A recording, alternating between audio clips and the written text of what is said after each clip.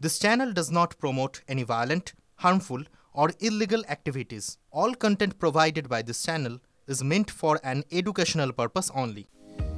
মহাকাশ গবেষণায় এখন বিশ্বের উন্নয়নশীল দেশগুলিকেও চ্যালেঞ্জের মুখে ফেলে দিচ্ছে ভারত। মঙ্গল থেকে চাঁদ মহাকাশ অভিযানে একের পর এক মাইলস্টোন ছুঁয়েছে ভারত। ইসরোর হাত ধরে মহাকাশে মানব অভিযান এখন সময়ের অপেক্ষা। অনেক কম খরচে মহাকাশ অভিযান করে ইসরো নজির গড়েছে ঠিকই, তবে এই গবেষণার ক্ষেত্রে বিপুল বিনিয়োগও করা হচ্ছে।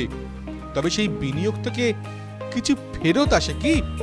এবার সেই হিসেবেই সামনে এলো। সম্প্রতি ভারতের এই মহাকাশ গবেষণা সংস্থা একটি রিপোর্ট সামনে এনেছে।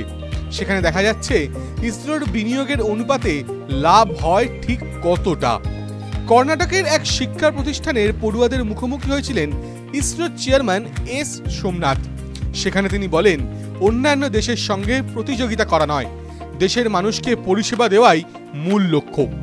সেখানে তিনি বলেন, চাঁদে অভিযানের খরচ অনেক, আমরা শুধুমাত্র সরকারের সাহায্যের উপর নির্ভর করতে পারি না, আমাদের ব্যবসার সুযোগও দেখতে হয়। যদি গবেষণা চালিয়ে যেতে হয় তাহলে তার ব্যবহারও বাড়াতে হবে, না হলে সরকার সব বন্ধ করে দেবে। এই প্রসঙ্গেই এস সোমনাথ একটি রিপোর্টের কথা উল্লেখ করেন, যেখানে মহাকাশ গবেষণার ক্ষেত্রে রিটার্নের বিষয়টিও রয়েছে।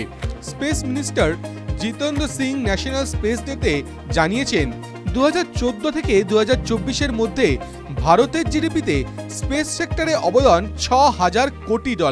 সেখানেই বলা হয়েছে যে ভারতে মহাকাশ গবেষণার ক্ষেত্রে যা খরচ হচ্ছে তার 2.58 গুণ ফিরে আসছে।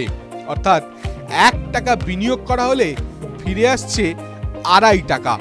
স্পেস সেক্টরে যা রেভিনিউ আসে তার নিরিখে গোটা বিশ্বের মধ্যে 8ম ভারত। এই সেক্টর অন্তত 47 লক্ষ কর্মসংস্থান করেছে বলেও জানা যায়। TV9 Bangla digital.